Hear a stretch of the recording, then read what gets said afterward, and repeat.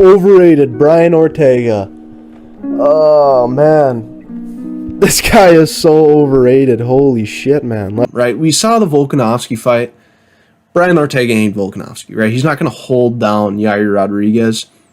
I guess Brian Ortega proved me wrong last night in the most embarrassing fashion. And before we get to the fight, I did pretty well on this card. I went 7-3, but the two matchups that I got wrong out of the three were the main event and the co-main event. So I'm going to talk about those matchups a little bit more than the other matches, but I actually want to start with the co-main event between Yair Rodriguez and Brian Ortega. I got this pick wrong so bad. I'm sorry, Brian Ortega. I doubted you, and I thought he was overrated. But I guess the only thing that really is overrated is Yair Rodriguez. And maybe not his striking, but his grappling. Because coming into this matchup, I didn't think Brian Ortega would be able to hold him down for the full 5 minutes. And he only needed a round 3 submission to get it done. And this is just crazy because I called Brian Ortega overrated because the grappling was just submission base only. I didn't think the takedowns were going to be anything serious. I thought his striking was sloppy. And it was. The first round, Yair Rodriguez tagged him up. He was fucking him up on the feet, just as I expected. But the second round came around, and Brian Ortega just had that dog in him. I think that's what we realized coming out of this fight, even more so than we saw in the Holloway fight and the Volkanovski fight. He's got heart, and that takes him a long way because his grappling is good, but I just didn't think it was up to par of what everyone else said it was. But he controlled Yair for the second and the third round, and it was just, I was in awe because Yair Rodriguez grappling just still has yet to improve. It's still yet to improve. When he gets taken down, he gets held down. And I just didn't think Ortega's wrestling and his ability to hold people was going to be able to be up to par as Holloway and Volkanovski did to Yair. And I was wrong. I was wrong. Ortega proved me wrong. Most overrated fighter in the UFC. Might as well just... Oh, man, that's tough. That's tough. Oh, my God. I can't believe I said that. I'm sticking by it, though. I still think he's overrated. Maybe not the most overrated, but that was a great win from Brian Ortega.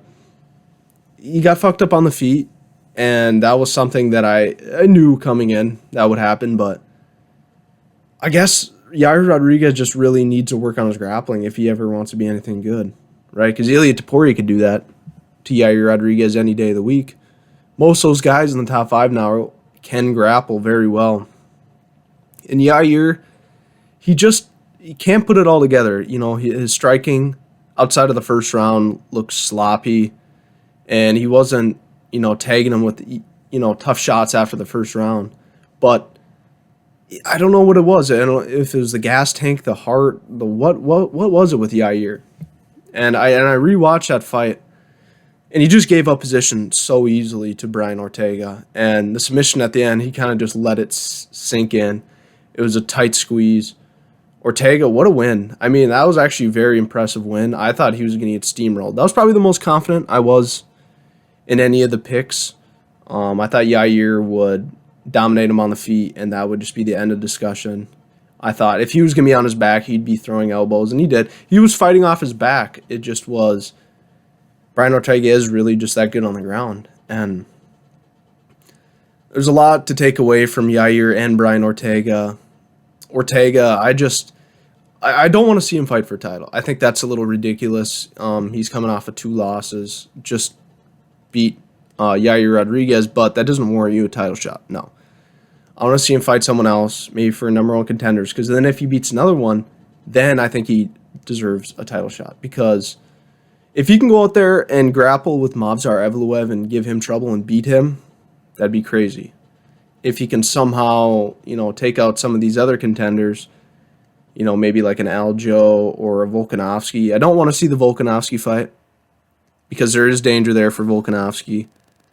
And he already beat him, so I don't want to see that. I think a Movsar Evloev matchup would make sense. And Yair Rodriguez, maybe Arnold Allen, maybe a guy who's not really going to grapple with you, and he'll get to show his striking a little bit more. But Ortega proved me wrong. he just fucked him up, and that's what fucking pisses me off about this, is because Yair was supposed to beat him on the feet easily and knock him out. But Brian Ortega just somehow just can't get knocked out. That guy is tough as nails. He's got really good grappling. Maybe not overrated anymore, but I'm just going to still say he's overrated because he is. He is. He was getting hyped up, and he had a great fight. He was fighting for something. It seems like his career's been rejuvenated a little bit. You talked about the dark times that he went through, and yeah, I mean, you can't not root for the guy after, what he's gone through and what he was talking about, and just not cheer for the guy. And, maybe I got to put my bias away and start looking at the guy himself and what he's done for the sport and what he's actually, accomplished, instead of just going off of base, skills. Because obviously I was wrong about him being overrated, because he proved that he can beat top 5 guys. And even though he had one win since 2020, his resume wasn't that strong. He didn't deserve to be in the top 5 at the time, but now he does. He does, because Yair, I think, is a top 3-4 guy in that division. And he just steamrolled him, after the first round. So, great win by Ortega. Got that pick wrong, but yeah, let's just get on to the main event between Brandon Moreno and Brandon Royval. Right decision. I thought Royval won 3-2. And Moreno, I don't know what it was. He just didn't have enough output, I think. Right? He was landing good shots, good counter shots, but his striking, he could never get it going because Royval was keeping him on the end of all of his punches. He was slick with the jab. He didn't land very efficiently, but he landed more, and it made sense that he got the decision because each round he was just outstriking Moreno, and even though Moreno was landing good shots, it just wasn't enough to win the round for Moreno. And I've never seen Moreno like that, right? He's usually got a pep in his step. He usually is firing off combinations. He's a high output fighter. In this one, Royval just seemed to be the more in shape guy. I mean, we knew he had good cardio coming into this.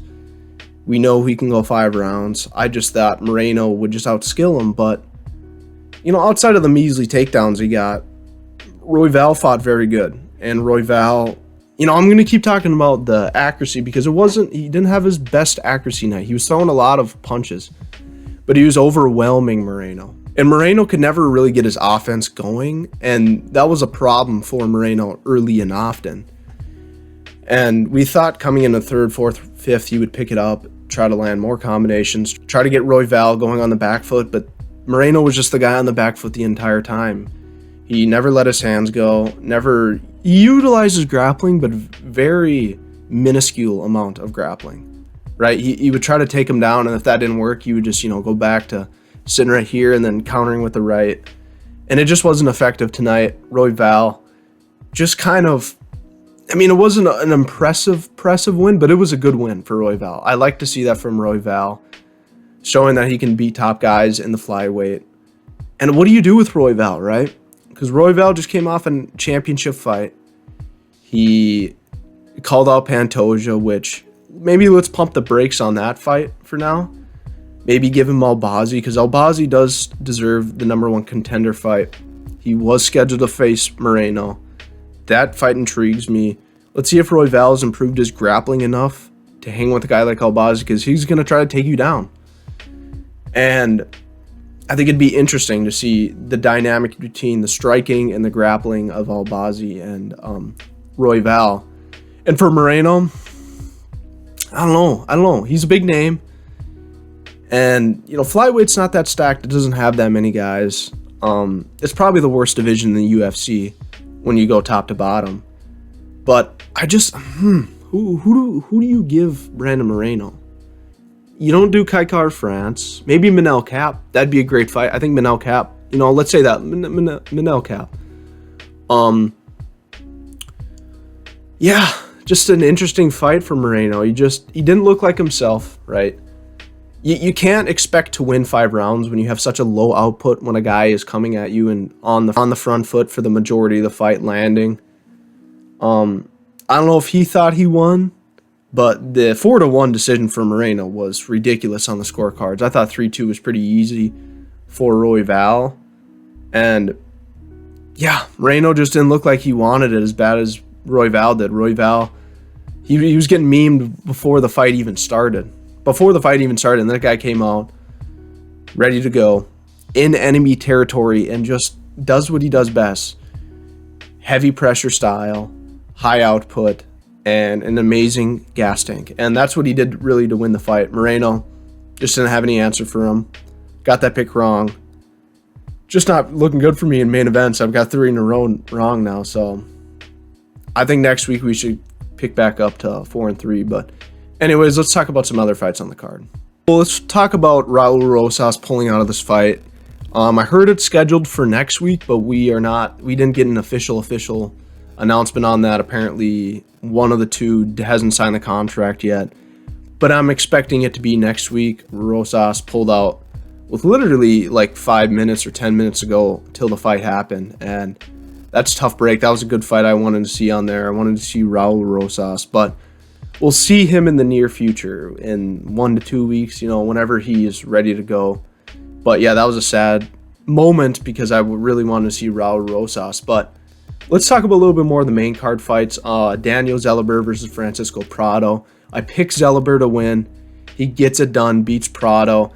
Just a dominant decision, right? He was just the better striker, kept him at range. Prado had the shorter reach and just couldn't land any of his shots and any of his combinations, which I knew coming in this fight because he had an 8-inch reach advantage over Prado. Zellweger was just landing clean, hard shots, and Prado was just sticking tough throughout, right? And he was fine through adversity, and I was giving Prado props for sticking it out, but Zellweger just seemed like the better guy. Prado still needs some work to be done. I don't know if 155 is his weight class because he is a pretty short guy. Maybe if he can lean down a little bit to 145. I don't know how hard his weight cuts are, but I feel like you do a little bit better at the 145 division. Just not big enough to really land. I mean, he was the one pressing forward and he looked like the one with heavier hands, but when you just can't get into the range, the boxing range, you're just not going to have any success against Zellweger because Zellweger knows how to keep his distance, knows how to land clean on the outside. Prado just couldn't get inside, and that's ultimately the reason why he lost that fight. Manuel Torres gets it done in the first round, and I also picked Manuel Torres to win. Look, as tough as Duncan is and as how he can use his grappling to get out of bad situations, Torres was just the faster, more powerful guy on the feet. And even though he got it done by submission, he hasn't done it by submission in the UFC yet, and that was kind of something he used on the regional scene. He had that in his back pocket the entire time, and I didn't think he would use it in this fight. I thought he would just knock him out. But he used his grappling to beat Chris Duncan, and that is a scary sight because Manuel Torres, if he can put together a grappling and high-pace, flashy, powerful striking game, he's going to be a problem. And I think he already is a problem, even without the submission game. I just think he was too dangerous on the feet. And Duncan really couldn't do anything. I mean, Duncan was just too slow. We knew that Torres had the speed and power advantage going into this. It was just, was he going to be able to knock out the tough Chris Duncan?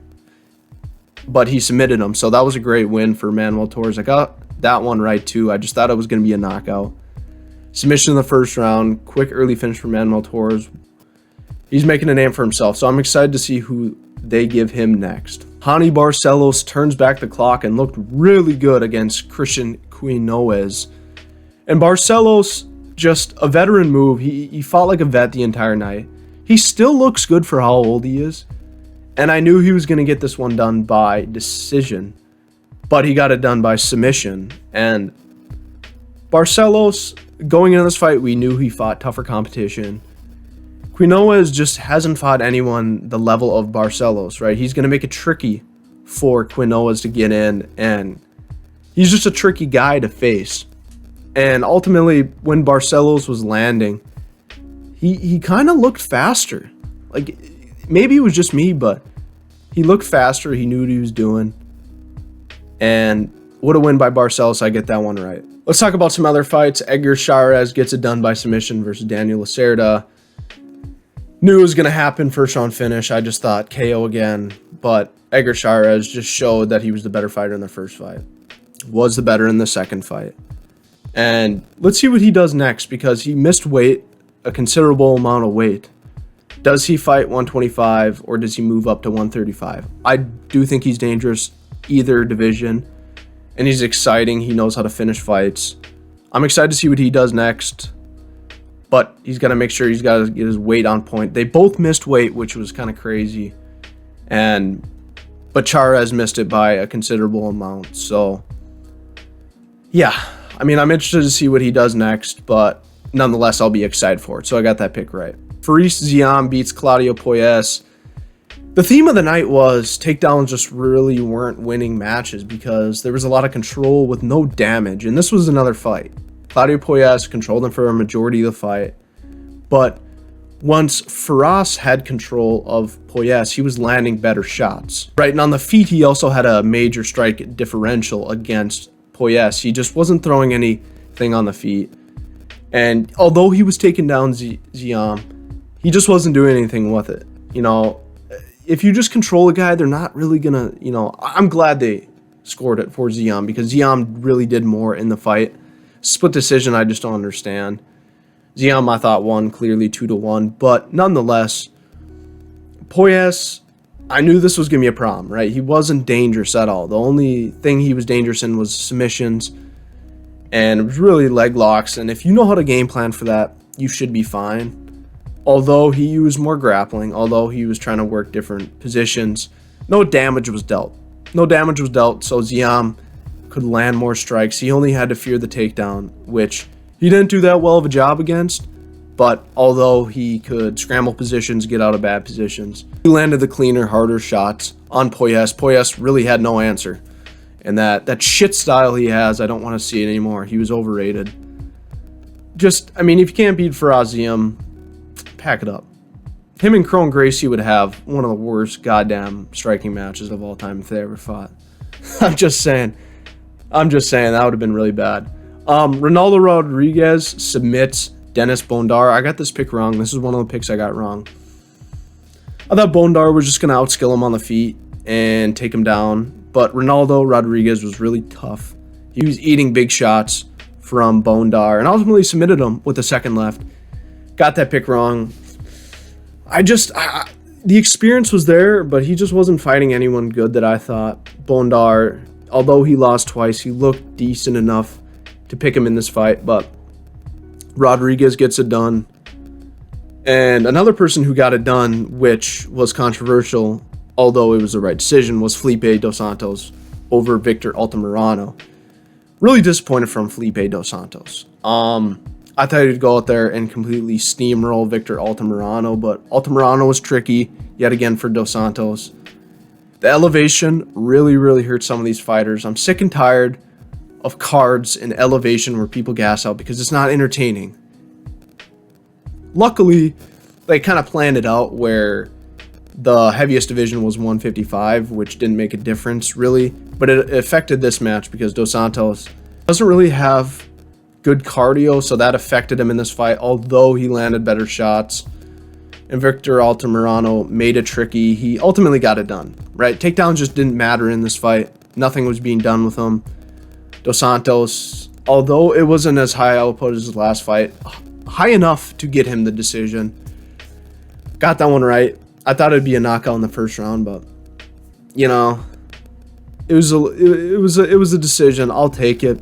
Another win on the record, but another one that was a win on the record was the Muhammad Naimov Eric Silva matchup, which was an injury / KO. Naimov landed the spinning heel kick. He tripped, must have done something to his knee, and then he got ankle picked or just taken down. It was an inside trip, sorry. It was an inside trip, taken down. And then he lands like one ground and pound and they call the fight because I think he was wincing on the bottom. Got that pick right. Although not in the fashion I thought it was going to be. Eric Silva just didn't prove a threat to begin with. And the knee going out was just kind of the nail in the coffin for the guy. So, yeah, Muhammad Naimov gets that one done by TKO. If you like this video, please like and subscribe and comment down some video ideas I should do in the comment section. Great card. We're back. Keeps chugging along. Early start time next week. I'll have those predictions out tomorrow. And yeah, I've really dug deep in some of these film studies recently. I'm really trying to get my picks right. I've been pretty consistent with my picks. I have, I get a majority of my picks right, but there are some that I want to keep getting better, right? My record is 41-22 on the year and 3-3 in main events. Want to keep getting picks right. Because although you can, pick picks right, it may not be the way you thought it was going to be. So I really, really want to deep dive into some tape. I'm really, honing in, trying to get these picks right for you guys. But to start the year, 41-22 is not that bad. So I'll take that. Sorry for the long-winded outro, but until next time,